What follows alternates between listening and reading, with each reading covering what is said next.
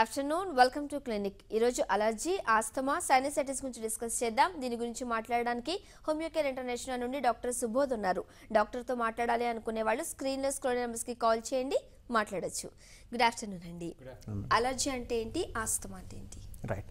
So allergy అంటే ఏంటంటే మామూలుగా మనం ఎవరైనా కూడా ఏదైనా సబ్స్టెన్స్కి ఎదురుపడినప్పుడు ఒక రియాక్షన్ వస్తుందండి. సో ఇటువంటి రియాక్షన్ అనేది సాధారణంగా సహజం. ఎప్పుడైతే ఇది ఎక్కువగా అవుతుందంటే ఊహించిన పరిణామం కంటే కూడా, లేకపోతే ఏదైతే సబ్స్టెన్స్కి మనం ఎక్స్పోజ్ అయ్యామో దానికంటే కూడా బాగా ఎక్కువగా రియాక్ట్ అయినప్పుడు దాన్ని మనము హైపర్ సెన్సిటివిటీ అని చెప్పి, లేకపోతే హైపర్ రెస్పాన్సివ్నెస్ అని చెప్పి అంటుంటాం. సో దీన్ని మనం కామన్ పరిభాషల్లో మనము అలర్జీ అని చెప్పి అంటుంటాం అనమాట. ఎప్పుడైతే మన బాడీ అవసరాన్ని మించి కూడా ఎక్కువ రెస్పాండ్ అయ్యి ఎక్కువ ఇబ్బంది పెడుతుందో దాన్ని మనం అలర్జీ అని చెప్పి అంటుంటాం. సో ఇది ఏ భాగానికి అయ్యింది, దేనివల్ల అయ్యింది అనే దాన్ని బట్టి కూడా మనకి డిఫరెంట్ టైప్స్ ఆఫ్ ఎలర్జీస్ అనేవి కూడా ఉంటాయండి. సో ఏ సబ్స్టెన్స్ని అయితే మనం ఎక్స్పోజ్ అవుతున్నామో దాన్ని ఎలర్జన్ అని చెప్పి అంటూ ఉంటాము. సో దానివల్ల మనకి ఈ ఎలర్జిక్ రియాక్షన్ అనేది కూడా ట్రిగర్ అవుతుందన్నమాట. సో కంటికి కనుక ఈ ఎలర్జీ కనుక అయినట్లయితే ఏదైనా దుమ్ము పడినా, ధూళి పడినా, కొన్నిసార్లు జస్ట్ టెంపరేచర్ వేరియేషన్ ఉన్నప్పటికీ కూడా కంటికి కూడా మనకి ఎలర్జీ రావడానికి అవకాశం ఉంటుంది. సో దీన్ని మనం ఎలర్జిక్ కంజక్టివైటిస్ అని చెప్పి అంటుంటాం. కానీ సాధారణంగా చూసే మనం ఎలర్జీస్ అన్ని ముక్కుకి, శ్వాసకోశకి సంబంధించి అండ్ చర్మానికి సంబంధించిన ఎలర్జీలు. సో ఈ ముక్కుకి సంబంధించిన ఎలర్జీల వరకు మనకి, లేకపోతే శ్వాసకోశానికి సంబంధించిన ఎలర్జీలకు వచ్చినట్లయితే మనం ఎలర్జిక్ రైనైటిస్ అని చెప్పి అంటూ ఉంటాం అనమాట. ఎప్పుడైనా అంటే మనకి పుప్పొడి కానీ, లేకపోతే దుమ్ము రేణువు కానీ, లేకపోతే ఇవన్నీ కూడా మనకి ముక్కు శ్లేషపొర అంటే మ్యూకస్ మెంబ్రెయిన్కి తగిలినప్పుడు కామన్గా 1 లేదా 2 తుమ్ములు వచ్చి ఆగిపోవటం అనేది సాధారణమైన ప్రతిచర్య. సో ఇది ఎప్పుడైతే బాగా పెరుగుతుందో, అంటే విపరీతంగా ఎక్కువగా ఉంటుందో, అంటే హైపర్ రెస్పాన్సివ్నెస్ లేకపోతే హైపర్ సెన్సిటివిటీ రియాక్షన్ అని చెప్పి అంటుంటాం. సో ఎప్పుడైతే ఒక 20 నుంచి 30 తుమ్ములు రావటము, లేకపోతే ముక్కు నుంచి ద్రవం కింద ఎక్కువగా నీరు రావటం కానీ, లేకపోతే ఇది కంటిన్యూస్గా ఎక్కువ అయిపోయి ముక్కు బాగా దురద పెట్టడము, ఎర్రగా కందినట్టు అవ్వటము, దాని నుంచి మళ్ళీ జలుబు కింద 2-3 రోజులు అలాగ ఉండిపోవటము, వీటన్నిటిని కూడా మనము ఎలర్జిక్ రైనైటిస్ అని చెప్పి అంటూ ఉంటాం అనమాట. సో ఇది ఒక టైప్ ఆఫ్ ఎలర్జీ, ఇది ముక్కుకు సంబంధించింది. అదే కనుక మనకి గొంతుకు సంబంధించి కనుక, లేకపోతే శ్వాసనాళాలకు సంబంధించి అయినట్లయితే దాన్ని మనం ఎలర్జిక్ బ్రాంకైటిస్ అని చెప్పి, ఎలర్జిక్ ఆస్తమా అని చెప్పేసి, లేకపోతే సైనస్కి సంబంధించిన ఇబ్బందులు వస్తే కనుక ఎలర్జిక్ సైనసైటిస్ అని చెప్పి కూడా అంటూ ఉంటాం. కాలర్ ఉన్నారండి, తుని నుండి వెంకటరమణ గారు. డాక్టర్ ఉన్నారు, మాట్లాడండి. మీ ప్రాబ్లం ఏంటో చెప్పండి. హలో వెంకటరమణ గారు, మాట్లాడండి. సార్ నాకు 3 నెలలు పెట్టి అసలు రొంప చేసి అసలు తుమ్ములు విపరీతంగా వస్తున్నాయండి. ఓకే, డాక్టర్ గారిని రమ్మన్నా. హలో, చెప్పండి వింటున్నాను, చెప్పండి. హాస్పిటల్కి వెళ్ళాను సార్. అలా ఓకే, వెళితే వాళ్ళు టాబ్లెట్స్ ఇచ్చారు. టాబ్లెట్స్ వేసుకుంటున్నాను, అయినా సరే టాబ్లెట్ వేసుకున్న ఇప్పుడు బాగానే ఉంటుంది, మళ్ళీ మొదలవుతుంది. రైట్. మీ వయసు ఎంత ఉందండి? నాది 38 అండి. ఓకే, అంతకుముందు ఎప్పుడైనా ఇటువంటి ఇబ్బంది ఉందా అండి? కేవలం ఈ 3 నెలల అంటే నుంచి నేను చెప్తాను మాలేసాను సార్. అప్పుడు నేను బాగా అంటే ఉదయం సాయంత్రం స్నానం చేయడం దానివల్ల వచ్చిందండి ఈ సమస్య. 3 నెలలు పెట్టిందన్నారు. Okay, right, fine. ఇది కాకుండా వేరే ఇంకేమైనా ఉంటుందండి ఇబ్బంది? తుమ్ములు మాత్రమే ఉంటాయా? తుమ్ములు ముక్కులోంచి ఇలా కారుతూ ఉంటుందండి అది. Right, fine. అండ్ ముక్కు దిబ్బడిగా ఉండటం కానీ, తలనొప్పి కానీ, రొంపండి తలపోటు వస్తుంది ఒక్కొక్కసారి, నిద్ర సరిగ్గా పట్టదండి దానివల్ల. రైట్, ఓకే అండి. సో మీరు చెప్పిన లక్షణాలను చూస్తున్నట్టయితే ఎలర్జిక్ రైనైటిస్, దాంతోపాటు కొద్దిగా సైనసైటిస్ కూడా ఉండడానికి అవకాశం ఉందండి. సో దీన్ని బట్టి కూడా మనం ఏంటంటే, మీరు కేవలం మందులు వాడుతున్నప్పుడు మాత్రం కొంచెం టెంపరీగా రిలీఫ్ ఉంటుందంటే, అంటే యాంటీ హిస్టమిన్స్ కానీ, లేకపోతే యాంటీ ఎలర్జిక్ మెడిసిన్స్ అని చెప్పి అంటుంటాం అనమాట. ఎప్పుడైతే ఇవి వాడతారో అది అంటే ఆ మందు ప్రభావం ఎంతసేపు అయితే ఉంటుందో అన్ని రోజులు మాత్రము, లేకపోతే అన్ని గంటలు మాత్రము బాగుండటము, మళ్ళీ తిరిగి ఇటువంటి ఇబ్బంది రావడం కూడా జరుగుతుందండి. సో మీరు డెఫినెట్గా ఒకసారి హోమియోకేర్కి విజిట్ చేయండి. హోమియోకేర్ ఇంటర్నేషనల్ మనం అందించే కాన్స్టిట్యూషనల్ వైద్యం ద్వారా పర్మనెంట్గా, అంటే మళ్ళీ ఇట్లాంటి రొంప రాకుండా, లేకపోతే ఈ ఎలర్జీ అనేది కూడా కంటిన్యూ అవ్వకుండా, దాని మూల కారణమైన ఈ ఎలర్జీ ఏదైతే సెల్స్ ఏదైతే మనకి అంటే మన లోపల ఉండే రక్త కణాలు, తెల్ల రక్త కణాలు ఏదైతే మనకి ఎక్కువగా రెస్పాండ్ అవుతున్నాయో వాటిని మనం మీడియేట్ చేయడం ద్వారా దీన్ని కంప్లీట్గా కూడా క్యూర్ చేయడానికి అవకాశం ఉంటుందండి. సో డెఫినెట్గా ఒకసారి హోమియోకేర్ని విజిట్ చేసి ట్రీట్మెంట్ ఆప్షన్స్ కూడా తెలుసుకోండి. నెక్స్ట్ వరంగల్ నుండి రాజేష్ ఉన్నారు. రాజేష్ గారు, డాక్టర్ సుబోధ్ ఉన్నారు, మాట్లాడండి. ప్రాబ్లం ఏంటో చెప్పండి. నమస్తే సార్. నమస్తే అండి రాజేష్ గారు, చెప్పండి. సార్ ఇప్పుడు నాకు తుమ్ములు వస్తాయి సార్, బాగా తుమ్ములు వస్తాయి. వచ్చిందంటే మినిమం ఒక 10-15 వరకు వస్తాయి సార్. ఓకే, ఎన్నాళ్ళ నుంచి ఉందండి ఇబ్బంది? వాటర్ పడతాయి సార్, చెవులో దురద పెడుతూ ఉంటది. ఓకే, ఎన్నాళ్ళ నుంచి ఉందండి ఇబ్బంది? మినిమం 1 year నుంచి ఉంది సార్. 1 year నుంచి ఉంది. ఏదైనా మాత్రలు వాడుతున్నారా అండి? హలో ఇంతకుముందు ఒకసారి డాక్టర్ దగ్గరికి వెళ్తే ఈ వన్ సైడ్ లెఫ్ట్ నోస్ లో రంధ్రంలో కొంచెం మాంసం పెరిగిందన్నారు సార్. ఓకే, పాలిప్ కూడా ఉందని చెప్పారు. రైట్, దీనికి సంబంధించి ఎక్స్రే కానీ లేకపోతే సిటీ స్కాన్ కానీ ఏమైనా చేయించారా అండి? తీయించలేదు సార్. Right, fine.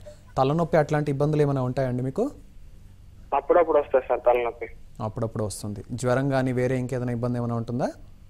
ఏం లేదు సార్, ఏం లేదు. ఆయాసం, ఉబ్బసం అట్లాంటి లక్షణాలు ఏమైనా ఉన్నాయండి? కొంచెం ఈ శ్వాస తీసుకోవడం కొంచెం అప్పుడప్పుడు ఇబ్బంది అయితే, కొంచెం ఆయాసం అంటే మరీ అంతగా రాదు సార్, కొంచెం గాలి తీసుకోవడం ఇబ్బంది అవుతుంది అంతగా. ఓకే, దగ్గు అట్లాంటిది ఏమైనా ఉందా అండి? ఏది లేదు సార్, దగ్గు లాంటిది ఏం లేదు. రైట్, ఓకే అండి. సో మీకు సంబంధించినంత వరకు ఒక నోస్లో పాలిప్ కూడా ఉందని చెప్తున్నారండి. అదే మీరు కండ పెరిగిందని చెప్పారు, అది పాలిప్ కానీ ఉండొచ్చు, లేకపోతే టర్మినేట్ హైపర్ట్రోఫీ అని చెప్పి కూడా అంటూ ఉంటాం అనమాట.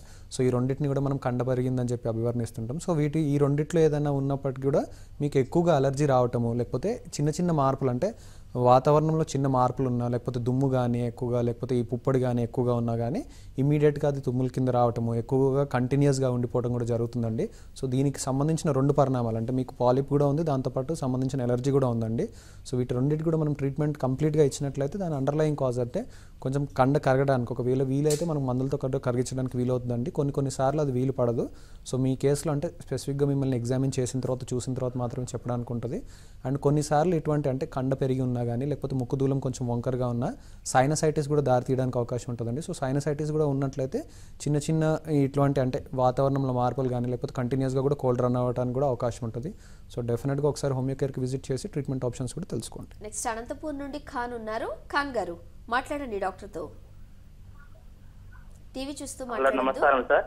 నమస్కారం అండి, ఖాన్ గారు చెప్పండి.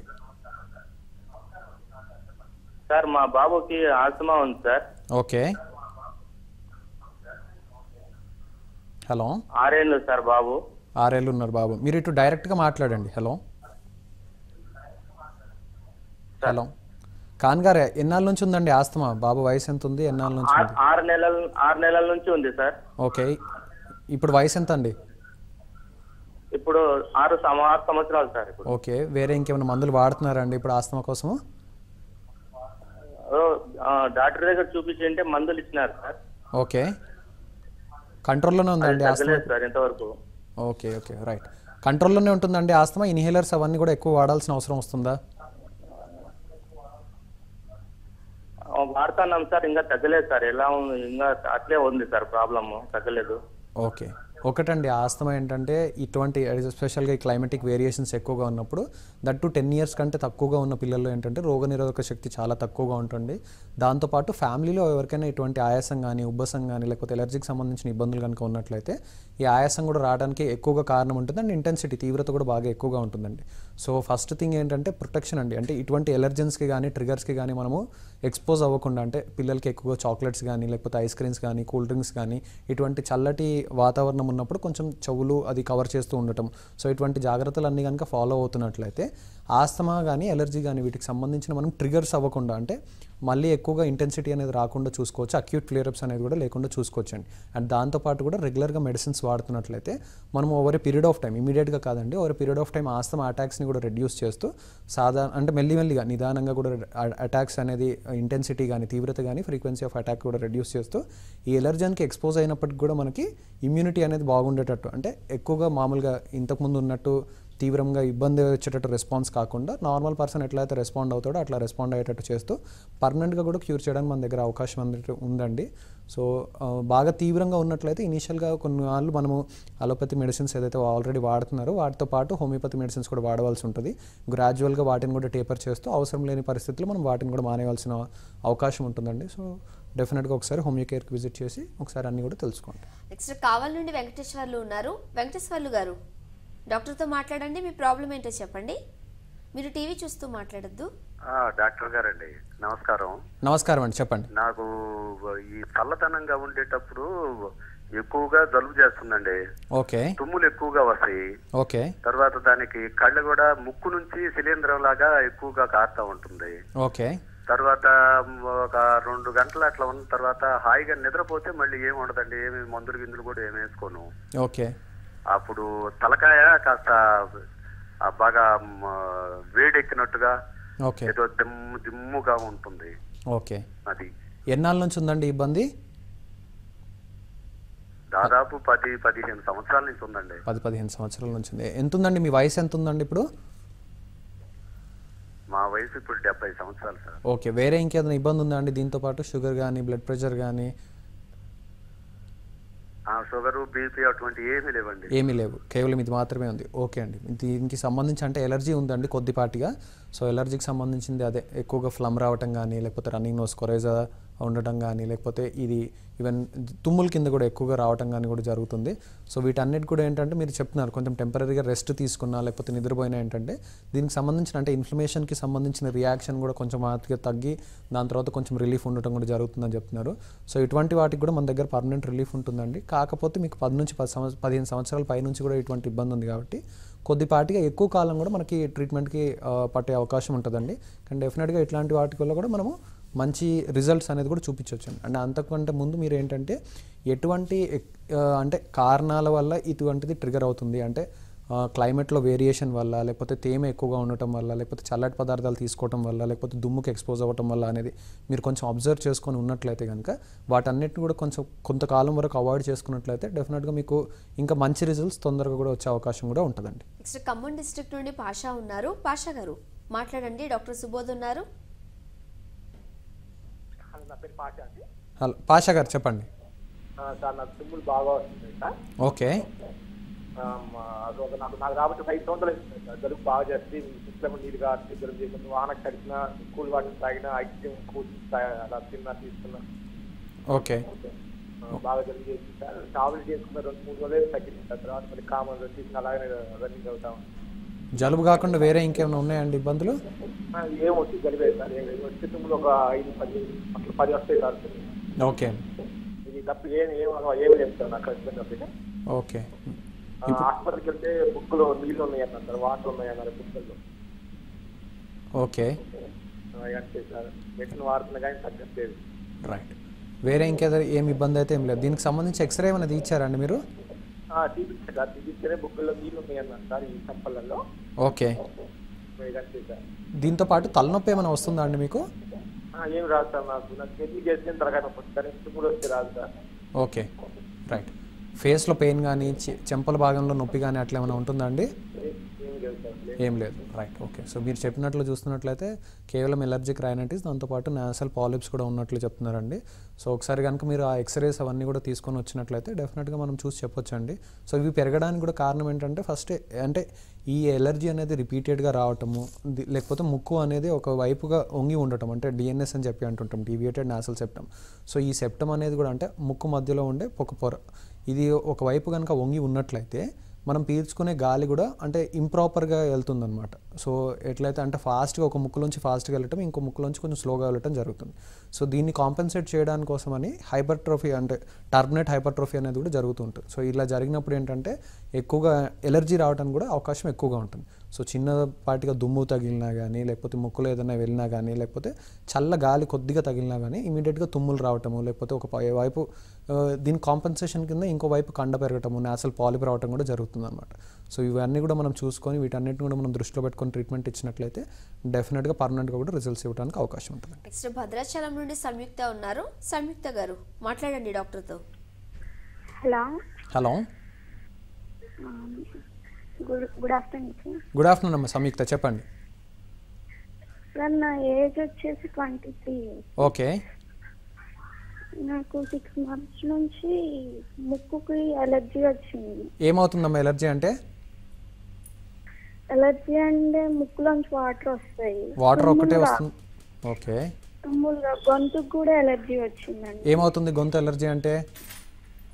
ఎడ్నాయిడ్స్ పెరిగాయి అన్నారు డాక్టర్ గారు. ఓకే. ఇంకేమైనా ఇబ్బంది? ఓన్లీ ముక్కు కారటమేనామా, ఏమైనా వేరే ఇంకేమైనా ఇబ్బంది ఉంటుందా? తుమ్ములు రావటము, గొంతు నొప్పిగా ఉండటము, జ్వరంగా ఉండటము అట్లాంటి ఇబ్బందులు ఏమైనా? తుమ్ములు రావు, హెడ్ఏక్ అప్పుడప్పుడు వస్తుంది. హెడ్ఏక్ వస్తుంది. జ్వరం ఏమైనా వస్తుందా? జ్వరం రావట్లేదు. ఓన్లీ ఎడినాయిడ్స్ ఒక్కటి పెరిగాయని చెప్పారు అంతేనా? అక్కడ తెమడ కూడా పెరిగింది అన్నారు. ఓకే. అయితే అన్నం తినేటప్పుడు కానీ ఏదైనా మింగేటప్పుడు కానీ బాగా ఇబ్బందిగా ఉంటుంది, శ్వాస తీసుకునేటప్పుడు కూడా ఇబ్బందిగా ఉంటుంది. ఓకే. రైట్. ఫైన్. ఎక్స్రే అదేమన్నా తీసారామా మీకు? తీశారు. ముక్కులో కండ పెరిగిందన్నారు. బోన్ కొంచెం లైట్ గా వంకర ఉందన్నారు. అది జస్ట్ దానివల్ల ఏం ప్రాబ్లం లేదన్నారు. కానీ గొంతు దగ్గర బాగా ఇబ్బందిగా ఉంటుంది. రైట్, ఓకే అమ్మ. ఒకటి మీరు చెప్పారు, ఫస్ట్ ఏమో డిఎన్ఎస్ ఉంది, ఇంకోవైపు ఏమో కండ పెరిగిందంటే పాలిప్ కూడా ఉంది, దాంతోపాటు ఎడినాయిడ్ కూడా చాలా పెరిగిందని చెప్తున్నారు. సో ఎడినాయిడ్స్ ఎప్పుడైతే బాగా సైజ్ అనేది పెరుగుతుందో దానికి సంబంధించి అంటే మనకి గొంతు వెనక భాగంలో ఉంటుందమ్మా. సో అప్పుడు ఏమవుతుందంటే మనకి శ్వాస పీల్చుకోవడంలో ఇబ్బంది ఉండటము, మింగటంలో లేకపోతే అంటే ఆహారం మింగటంలో కానీ నీరు మింగటంలో కానీ ఇబ్బంది ఉండటం. ఇది ఎక్కువగా అంటే చలికాలంలో కానీ చల్లటి పదార్థాలు తీసుకునేటప్పుడు కూడా ఈ ఇబ్బంది అనేది కూడా ఎక్కువగా ఉంటుంది. సో ఇనీషియల్గా ఏంటంటే అమ్మా ఫస్ట్ చలి పదార్థాలు తీసుకోకుండా ఉండటం అనేది ఒక ఫస్ట్ క్రైటీరియా. దాంతోపాటు ఇటువంటి ఇబ్బంది కనుక చాలా ఎక్కువగా ఉన్నట్లయితే అంటే లైక్ ఎడినాయిడ్స్ అనేది బాగా పెరిగి ఈవెన్ చాలా మింగడానికి కూడా చాలా ఇబ్బంది అవుతున్న కేసెస్లో మనము జనరల్గా మెడికల్గా కాకుండా సర్జికల్గా డీల్ చేయాల్సిన అవసరం ఉంటుంది. సో కొద్దిపాటిగా మనకి ఈవెన్ అంటే మింగటానికి ఇబ్బంది లేదు, కొంచెం పాటిగా మనం మెడికల్గా ట్రీట్ చేయొచ్చు అనుకున్న కేసెస్లో మాత్రం డెఫినెట్గా మనం ఎడినాయిడ్స్ని కూడా మందులతో కరిగించడానికి అవకాశం ఉంటుందమ్మా. దాంతోపాటు మీకున్న ఎలర్జీని కూడా ఈ తుమ్ములు రంప కింద ఉండటము వీటన్నిటి కూడా మనం డెఫినెట్గా కంట్రోల్ చేయవచ్చు. నెక్స్ట్ అమలాపురం నుండి బాలు ఉన్నారు. బాలు గారు డాక్టర్తో మాట్లాడండి. Hello, good afternoon sir. Good afternoon అండి, చెప్పండి సార్. నాకు తుమ్ములు జలుబు ఎక్కువ వస్తుంది సార్. ఓకే. ముక్కులోంచి వాటర్ వస్తుంది సార్, ఎక్కడైనా బయట వాటర్ తాగినా. ఓకే, అది ప్రాబ్లం సార్. మెయిన్ ఎన్నాళ్ళ నుంచి ఉందండి ఇబ్బంది? ఒక 3-4 ఇయర్స్ ఉంది సార్. ఓకే, మీ వయసు ఎంత ఉందండి ఇప్పుడు? వయసు 28 సార్. 28 years, right. ఓకే, వేరే ఇంకేదైనా ఇబ్బందులు ఉన్నాయండి? వేరే ఇబ్బంది ఏమి లేదు సార్. ఓన్లీ ఒకేసారి మార్నింగ్ తుమ్ములు వచ్చేస్తాయి సార్, తడిసినా కానీ. Okay, right. సో ఈ ఎక్స్ప్లెయిన్ ఎలా చెప్తున్నారంటే ఎలర్జిక్ రైనైటిస్కి సంబంధించిన సిమ్టమ్స్ చెప్తున్నారండి. సో ఇదేంటంటే కంటిన్యూస్గా తుమ్ములు ఉండటము, ఎప్పుడైనా తడిసినా కానీ లేకపోతే ఎక్కువగా ఇటువంటి క్లైమేట్లో కూడా ఆల్మోస్ట్ 3 to 4 ఇయర్స్ నుంచి కూడా ఇబ్బంది ఉందని చెప్తున్నారు. కాబట్టి అంటే ట్రీట్మెంట్ కూడా మనం డెఫినెట్గా తగ్గుతుందండి, కాకపోతే కొద్దిగా సమయం పడుతుంది, కొంచెం ఓపిక్గా వాడుకోవాల్సిన అవసరం ఉంటుంది. సో ఇమీడియట్గా ఈచ్ అటాక్ని అంటే కొత్త అటాక్ని మనం కంట్రోల్ చేయడానికి చాలా ఈజీగా అవకాశం ఉంటుందండి హోమియోపతి మందుల ద్వారా. అదే కాకుండా మనకి ఈ రికరెన్స్ ఆఫ్ అటాక్ అనేది కూడా తగ్గాలంటే ఎలర్జీకి ఎక్స్పోజ్ అయినప్పటికీ కూడా మనం ఇమ్యూన్గా ఉన్నట్లయితే దానికి సంబంధించిన హైపర్ సెన్సిటివిటీ రియాక్షన్ కానీ ఇది రాకుండా ఉంటుంది. సో మనం అటువంటి పరిస్థితి తీసుకురావాల్సిన అవసరం ఉంటుందండి. సో మనం ఏంటంటే ఇమ్యూనిటీని పెంచడం ద్వారా ఇటువంటి ఎలర్జిక్ రియాక్షన్స్ని, ఇటువంటి ఎలర్జీకి సంబంధించిన ఎలర్జిక్ రైనైటిస్ కానీ, ఎలర్జిక్ సైనసైటిస్ కానీ, ఎలర్జిక్ బ్రాంకైటిస్ కానీ, ఎలర్జిక్ ఆస్తమా కానీ వీటన్నిటిని కూడా మనం పర్మనెంట్గా కూడా క్యూర్ చేయడానికి అవకాశం ఉంటుందండి. రైట్, కాలర్స్ ద్వారా మనం విన్నాం ఎక్కడైనా బయట వాటర్ తాగితే వెంటనే ముక్కులోంచి వాటర్ కారడం లేకపోతే జలుబు చేయడం, కొంతమందికి ఏసీ పడదు, ఏసీలకు వెళ్ళగానే వాటర్ వస్తూ ఉంటుంది, అలా కొన్ని అలర్జీ సింటమ్స్ కనిపిస్తూ ఉంటాయి. సో వాటికి ట్రీట్మెంట్ ఎట్లా ఉంటుందండి? రైట్, సో ఇంతకుముందు కూడా చెప్పానండి. సో వీటన్నిటిలో కూడా ఏంటంటే ప్రతి ఒక్కరూ దానికి ఎక్స్పోజ్ అయినప్పటికీ కూడా అందరిలో ఇటువంటి లక్షణాలు రావు. ఎవరైతే ఎలర్జీకి సంబంధించిన ఇబ్బందితో బాధపడుతుంటారో వాళ్ళకి మాత్రమే ఇటువంటి లక్షణాలు అనేది వస్తూ ఉంటాయి. సో దీన్ని బట్టి ఏమర్థమవుతుందంటే మనకి ఈ ఇమ్యూన్ సిస్టమ్ అనేది వీక్గా ఉండటము, లేకపోతే ఈ T cells and memory cells అని చెప్పి అంటూ ఉంటాం అనమాట. మన వైట్ బ్లడ్ తెల్ల రక్త కణాల్లో ఒక రకమైన రక్త కణాలు. సో ఇవి ఎలర్జీకి సంబంధించిన రక్త కణాలు. ఈ రక్త కణాలు ఎప్పుడైతే ఎక్కువగా రియాక్ట్ అవుతాయో ఆర్ఎల్స్ ఎక్కువగా సడన్గా రియాక్ట్ అయ్యి ఈ హిస్టమిన్స్ని రిలీజ్ చేయడము, లేకపోతే ప్రోస్టాగ్లాండిన్స్ని, ఇంటర్లూకిన్స్ని ఎక్కువగా రిలీజ్ చేస్తుందో అప్పుడు ఈ వాపుకి సంబంధించిన అంటే ఇన్ఫ్లమేషన్కి సంబంధించి కానీ లేకపోతే ఎలర్జీకి సంబంధించిన లక్షణాలు బయటపడడం జరుగుతుంది. సో ఇదంతా కూడా మన ఇమ్యూన్ సిస్టంలో ఉండే ఇబ్బంది వల్ల వచ్చే లక్షణాలు. సో మనం ఇమ్యూన్ సిస్టమ్ని కనుక కొంచెం స్ట్రెంథన్ చేసుకొని ఆ ఎలర్జెన్స్కి కూడా మనము కొంచెం స్ట్రాంగ్గా రియాక్ట్ అవ్వగలిగితే కనుక డెఫినెట్గా ఇటువంటి ప్రాబ్లమ్స్ అనేవి కూడా మనకు ఉండకుండా ఉంటుంది. అండ్ హోమియోపతిలో ఏంటంటే బేసిక్గా మనం యాక్ట్ చేసేది కూడా మన శరీరాన్ని కొంచెం స్టిమ్యులేట్ చేస్తూ మన ఇమ్యూన్ సిస్టమ్ని దారిలో పెట్టి ఇచ్చే ట్రీట్మెంట్ వల్ల ఉంటుంది కాబట్టి. అండ్ అలాగే మనం యూజ్ చేసే జెనెటిక్ కాన్స్టిట్యూషనల్ సిమ్టమ్లో కూడా సో కేవలం వ్యాధికి ఉన్న లక్షణం అంటే కేవలం ఈ తుమ్ములు, కేవలం అంటే ముక్కు జలుబు ఉండటము అనే లక్షణమే కాకుండా మొత్తం కంప్లీట్గా హిస్టరీ అంతా కూడా తీసుకొని ప్రీవియస్ మెడికల్ ప్రాబ్లమ్స్ కానీ ప్రజెంట్ మెడికల్ హిస్టరీ కూడా కంప్లీట్గా తీసుకుని దాంతోపాటు ఫ్యామిలీలో ఎవరికైనా ఎటువంటి ఇబ్బంది ఉందా అనేది కూడా మనం కనుక్కొని దాన్ని బట్టి కూడా ట్రీట్మెంట్ ఇచ్చినట్లయితే పర్మనెంట్గా అంటే ఇటువంటి ఇబ్బంది అనేది కూడా మళ్ళీ రాకుండా కూడా చూసుకోవచ్చు అండి. సైనసైటిస్లో లక్షణాలు ఎలా ఉంటాయి? రైట్, సో సైనసైటిస్లో ఏంటంటే ముఖ్యంగా ఇంతకుముందు చెప్పినట్టు ఎలర్జీకి సంబంధించిన ఒక లక్షణాలండి. ఇమీడియట్గా తుమ్ములు రావటం అంటే దేనికి ఎక్స్పోజ్ అయినప్పుడు కూడా తుమ్ములు రావటం కానీ. అండ్ ఇంకోటి ఏంటంటే క్రానిక్గా అంటే ఈ కోల్డ్ అనేది ఒకసారి జలుబు చేసినట్లయితే ఆ జలుబు చాలా రోజులు కూడా కంటిన్యూగా ఉండటము. దాంతోపాటు పోస్ట్ నాసల్ ట్రిప్ అని చెప్పి అంటుంటాం. ఎప్పుడైతే జలుబు చేసినప్పుడు గొంతులోకి అంటే ముక్కులోంచే కాకుండా గొంతు లోపలికి కూడా ఫ్లమ్ రావటము, అది బయటికి మూతులో అంటే నోట్లోంచి ఊసివేయాల్సిన అవసరం రావటము. దాంతోపాటు తలనొప్పి అండి. తీవ్రమైన తలనొప్పి కానీ, లేకపోతే కనుబొమ్మల పైన నొప్పి ఉండటము, లేకపోతే కంటి వెనకాల భాగంలో నొప్పి ఉన్నట్లు అనిపించటము, చెంపల భాగంలో కూడా నొప్పి ఉన్నట్టు అనిపించడం, అంటే ఏ సైనస్ అనేది ఇన్వాల్వ్ అయిందనే దాన్ని బట్టి కూడా మనకి ఆ పెయిన్ అనేది కూడా ఉంటుంది. దాంతోపాటు మైల్డ్గా ఫీవర్ ఉండటము. సో ఇవన్నీ లక్షణాలు కనుక మనం తీసుకున్నట్లయితే సో దీన్ని సైనసైటిస్ అని చెప్పి కూడా నిర్ధారించడానికి అవకాశం ఉంటుంది. అండ్ దాంతోపాటు మనం ఎప్పుడైనా డౌట్ ఉన్నట్లయితే కనుక ఎక్స్రే పిఎన్ఎస్ అని చెప్పి అంటుంటాం. పారానాసల్ సైనసెస్కి మనం ఎక్స్రే చేయించడం కానీ, లేకపోతే సిటీపిఎన్ఎస్. సో ఈ పారానాసల్ సైనసెస్ సంబంధించిన సిటీ స్కాన్ చేయించడం ద్వారా మనము వీటిని నిర్ధారణ చేయడానికి అవకాశం ఉంటుందండి. నెక్స్ట్ సింగరాయకొండ నుండి పవిత్ర ఉన్నారు. పవిత్ర గారు మాట్లాడండి డాక్టర్తో. రికార్డ్ పెడతా, చూస్తుండే నేను మాట్లాడుతూ బయట సరిగ్గా చెప్పలేనట్టు చూస్తా. హలో పవిత్ర గారు మాట్లాడండి. హలో చెప్పండి. Hello sir. పవిత్ర గారు చెప్పండి అమ్మ.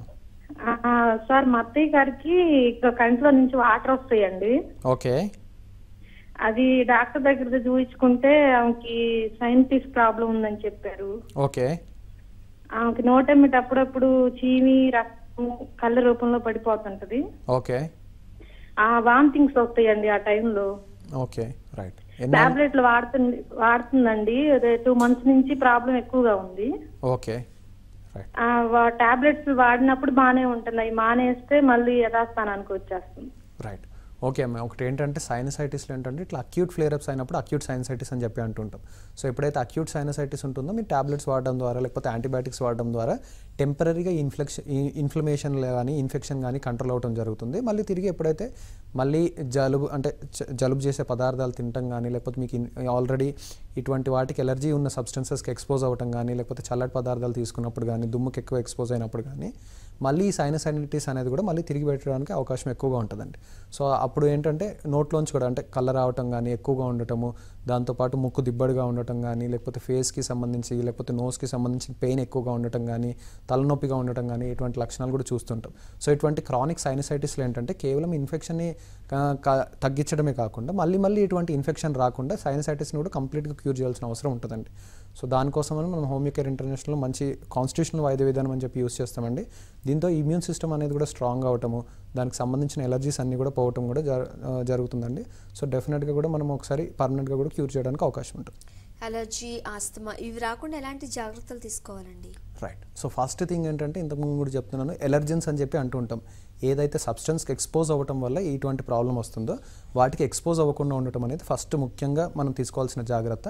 ఆర్ఎల్స్ ఎవరికైతే ఆల్రెడీ అంటే లైక్ లో బర్త్ వెయిట్ ఉన్న పిల్లలు కానీ, లేకపోతే ఆల్రెడీ ఫ్యామిలీలో ఎవరికైనా ఎటువంటి ఇబ్బంది ఎలర్జీకి సంబంధించిన ఇబ్బంది కానీ ఉన్నప్పుడైతే వాళ్ళు కొద్దిగా ఎటువంటి జాగ్రత్తలు ఫాలో అవటం కానీ, చలికి ఎక్కువగా ఎక్స్పోజ్ అవ్వకుండా ఉండటము. సో ఇటువంటి జాగ్రత్తలు అన్నీ ఫాలో అయినట్లయితే డెఫినెట్గా అంటే ఎలర్జీ రాకుండా ఉండేటట్టు చూసుకోవచ్చు. ఒకవేళ వచ్చినప్పటికి కూడా ఇంటెన్సిటీ తీవ్రత అనేది తక్కువగా ఉండేటట్టు, ఆల్రెడీ ఎలర్జీ కనుక ఎస్టాబ్లిష్ అయిపోయి ఉన్నప్పటికి కూడా మనం ఏంటంటే ఈచ్ అటాక్ అనేది అంటే అటాక్స్ మళ్ళీ అవ్వకుండా కూడా చూసుకోవడానికి అవకాశం ఉంటుందండి. రైట్. చిన్నపిల్లలు చాలా బాధపడుతూ ఉంటారు అలర్జీకి సంబంధించి కానివ్వండి, లేకపోతే ఎక్కువగా జలుబుతో చాలా బాధపడుతూ ఉంటారు. సో పిల్లల విషయంలో ఎలాంటి కేర్ తీసుకోవాలి? రైట్. సో ఫస్ట్ థింగ్ ఏంటంటే ఫుడ్ విషయంలో చాలా జాగ్రత్తగా ఉండాలండి. అండ్ తుమ్ము విషయంలో కూడా చాలా జాగ్రత్తగా ఉండాలి. 10 years కంటే తక్కువగా ఉన్న పిల్లల్లో ఇటువంటి ఎలర్జీకి సంబంధించిన అన్ని టైప్ ఆఫ్ కాంప్లికేషన్స్ కూడా ఎక్కువగా చూస్తుంటాం. ఎలర్జిక్ రైనైటిస్ కానివ్వండి, ఎలర్జిక్ ఆస్తమా కానివ్వండి, ఎలర్జిక్ బ్రాంకైటిస్. సో ఇటువంటివన్నీ కూడా 10 ఏళ్ళ కంటే తక్కువగా ఉన్న పిల్లల్లో చాలా ఎక్కువగా చూస్తుంటాం.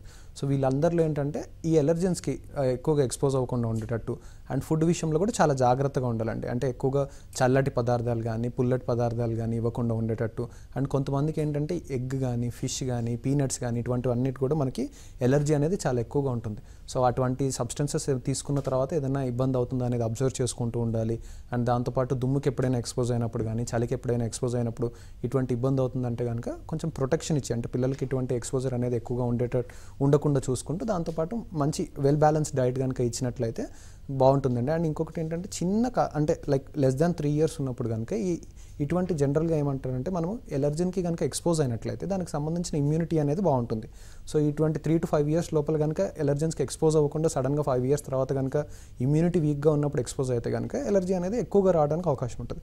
సో ఎక్స్పోజ్ అవుతూ ఎలర్జీకి దాన్ని బట్టి ఇమ్యూనిటీ కనుక పెంచుకున్నట్లయితే సో బాగుంటుందండి. సో ఎవరికైనా ఆల్రెడీ అంటే ఇంకొకటి ఏంటంటే ఆల్రెడీ ఎవరికైనా ఎలర్జీ ఉన్న వాళ్ళు లేకపోతే వైరల్ కోల్డ్ ఉన్న వాళ్ళకి దగ్గరికి వెళ్లకుండా ఈ పిల్లల్ని దగ్గరగా వెళ్లకుండా కొంచెం అట్లా కూడా ప్రొటెక్షన్ తీసుకున్నట్లయితే సో ఇటువంటి ఎలర్జీస్ అనేవి కూడా రాకుండా ఉంటాయి. హోమియోకేర్ ఇంటర్నేషనల్ ఇంపార్టెన్స్ గురించి చెప్పండి. రైట్.